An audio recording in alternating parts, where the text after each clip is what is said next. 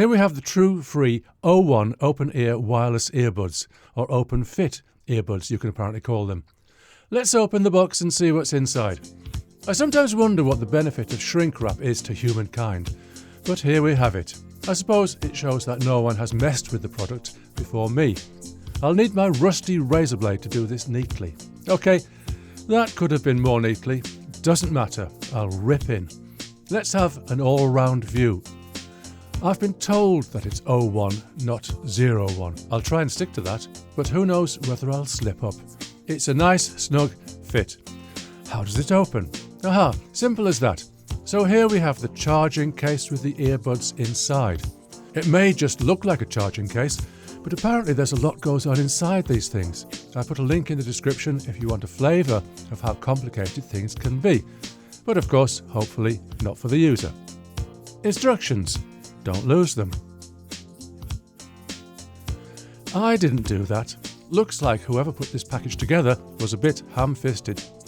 Or maybe it's a review sample and it was re-shrink wrapped. I could tell you about a record store owner with a rental service and a shrink wrap machine. Inside we have a USB-C cable, eager to get on with its job. Don't worry, I have one on my bench already. Like kettle leads, these things seem to breed. More packaging, got to keep that landfill topped up. Beauty shot. We can see the charging connections here. Ah, a sticker looks a bit fiddly. Is it going to stick to my fingers? Yes. One problem I have with earbuds and in-ear monitors is telling left from right without my reading glasses.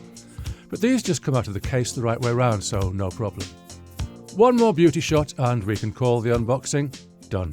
The reason why I'm interested in this product isn't so much that I'd use them myself, but it's important to me to know how my videos, podcasts, and even what I sometimes like to call my music sound to typical listeners. People who don't have any special interest in audio, they just want to listen. So I have tried a different brand of open-ear earbuds, and I was surprised how good they sounded. Surprised because they don't fit into the ear, they hang over it. And that's where all the bass is lost. Well, I imagined that's where all the bass would be lost, but there was a surprising amount of bass. Really, I'm not just saying that, I was surprised. The not-to-be-underestimated advantage of open-ear earbuds is, of course, that you don't have to stick anything actually into your ear. I hate that. I have a pair of in-ear monitors that I use often professionally, and I'm always really glad to take them out. Maybe I just haven't found the right tips yet, and I should explore the ear tip landscape more. The other advantage of open-ear earbuds is that you can hear stuff going on around you. I'm not recommending you do this, but I know that it isn't unusual for cyclists to listen on earbuds or even headphones. And being able to hear what's just about to mow you down will hopefully lose you your place in the Darwin Awards ceremony.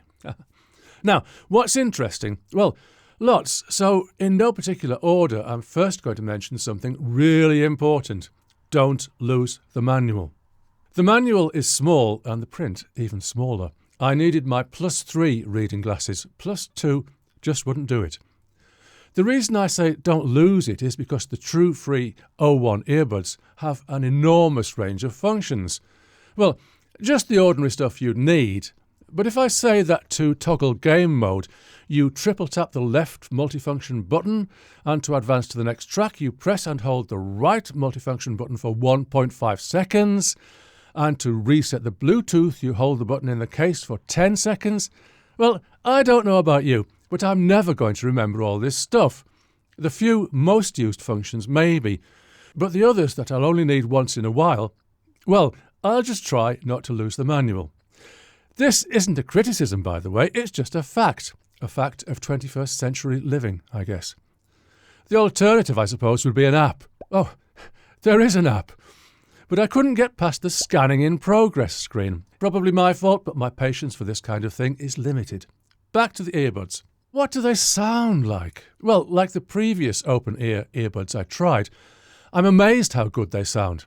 Where I expected pretty much all of the bass to leak out into the air, a surprising amount of it actually gets into my ears. Now let's be realistic. If you're a bass fiend, then you'll miss deep bass like you'd miss your best friend. But other than that, the sound is very satisfying. It's never going to beat proper headphones, but that's the laws of physics for you. Spoken word? Well, yes, I listen to BBC Radio 4 from time to time, and for this, the Trufree O1 would be perfectly adequate. Swapping the Trufrees for my normal headphones, high-quality headphones by the way, of course there's less bass. I could be tempted to say that the sound is a little more harsh. That's not really the right word. Less smooth? It's just a touch, and I suspect related to the frequency balance rather than any actual distortion. It's all in those pesky laws of physics again.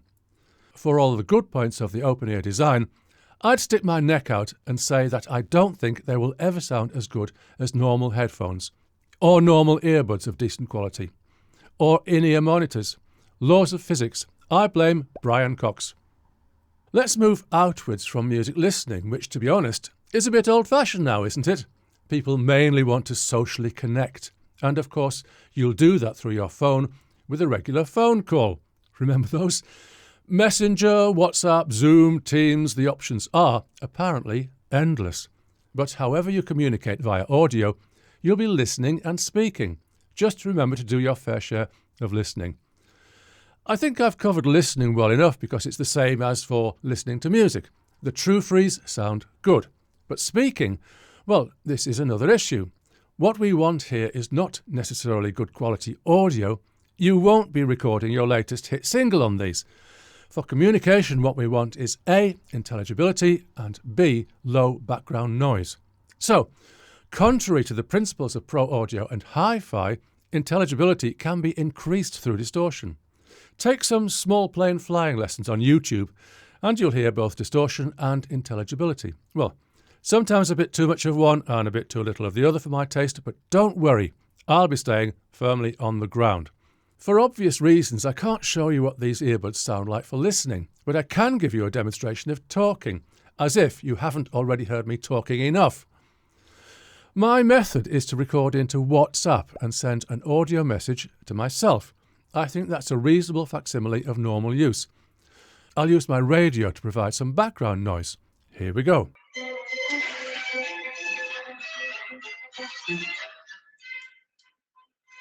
So, I've got my pure Evoke 3 DAB radio playing at a level that I've normally used for background music around my living room.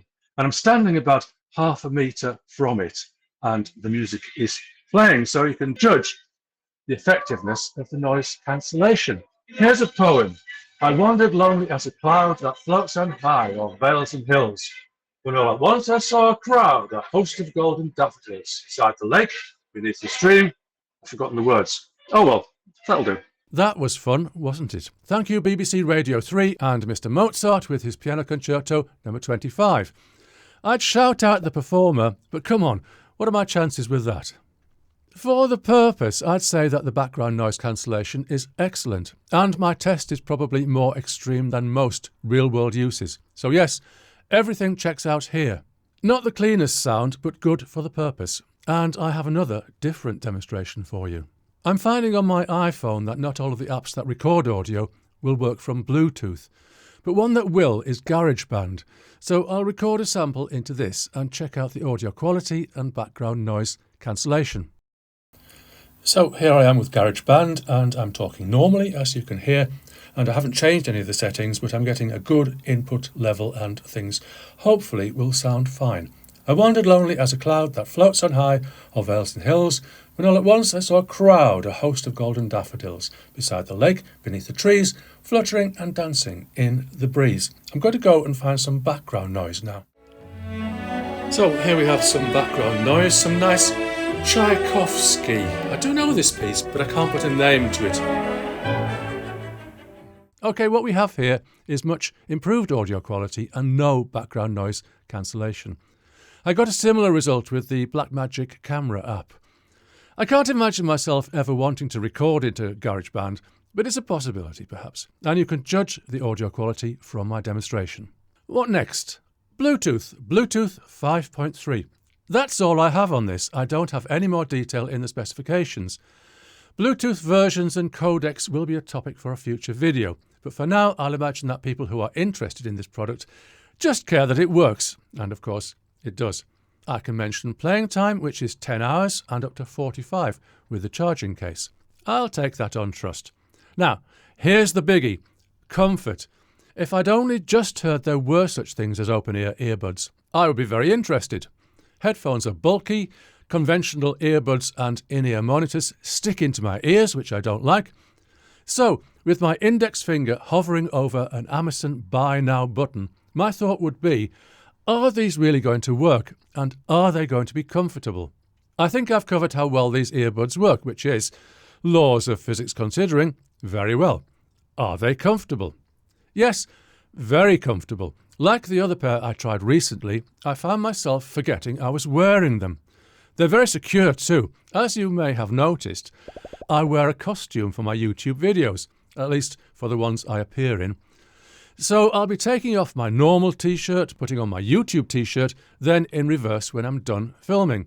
I can do all of this without the Trufrees falling out, and while still forgetting I'm wearing them.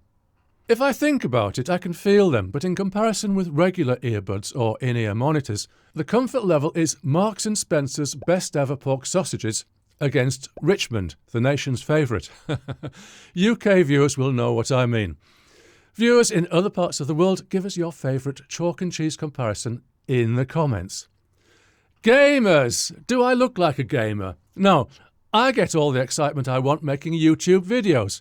And if I play the YouTube game well, I get paid. In money. No, really, I do it for love. And money. But the Trufree O1 has game mode, which I'm guessing is a low latency mode, so that what you hear is in sync with what you see. I can see that that's important in gaming. I'd guess that there's a trade-off in audio quality. Latency. Did I say latency? Well, that of course is a word normal people just don't use. Lag. Why can't we all just call it what it is? Lag. My Bluetooth journey started relatively late because I couldn't see the point of listening to what, in the past, was commonly felt to be a reduced level of audio quality. So I didn't bother. But apparently lag was a thing. But is it still a thing now, particularly with these particular earbuds? So I'm going to try 3 tests. Firstly, tapping on the keyboard of my phone. Yes, the key clicks do seem a little late. That's hardly a bother. What about watching a video on YouTube? So I watched one of my own videos. I edit my own videos and I'm very much attuned to synchronization between picture and sound. Very much attuned, I say, but I still sometimes find it hard to tell when the audio is in front or behind. I know when it's wrong though. Watching my vid, it seems just about okay. Nothing really to worry about. Now, a game. Fruit Ninja Classic should do it.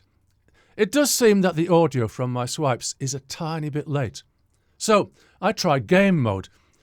YouTube is, to me, perfect, but this might be some clever trick in the YouTube player or the iPhone itself, since the video could easily be buffered. In Fruit Ninja, where my swipes can't be predicted, I'm hearing a delay. Less delay in game mode, I think. So, I try again with my wired headphones through my DAC.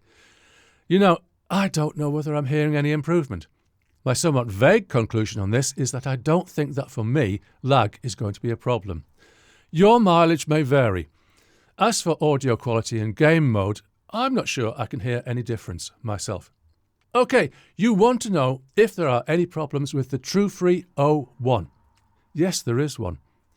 Suppose I feel some slight adjustment in positioning is necessary while I'm listening. Or maybe I just want to fidget. The buttons on each earbud are incredibly sensitive. So if you look at the long list of functions the buttons have, so what I'm finding is that if I just touch an earbud, something random will happen from this list. Well, the answer is don't fidget, or just don't touch the buttons. Touch the bit that goes over the ear. Now, this is not in any way a huge complaint. It's a very minor irritation that will go away the more I use these earbuds. Oh, will I use them? Well, possibly. I like to listen on headphones while I'm walking in my local woods, in the dark, late at night. Not as many axe murderers as people seem to think. There's no reason not to use my headphones. Likewise, cycling. I personally wouldn't listen to anything while cycling on the road. I've tried it and I don't like it. I know that people do it, but it's not for me. I do, however, have a 20-mile route around my house that is almost all off-road. But again, I'd use my headphones. But when I'm off on one of my regular coach trips to London, it takes around an hour, I find my headphones a bit bulky to be carrying around in my bag, depending on what else I need to take. So yes, I commonly do use my in-ear monitors, despite the discomfort. Open-ear earbuds would seem to be a likely use. The downside, of course, is that because they are open-ear, some sound leaks out. Not much, but some. I don't want to annoy people, so I could really only use them if there weren't people around.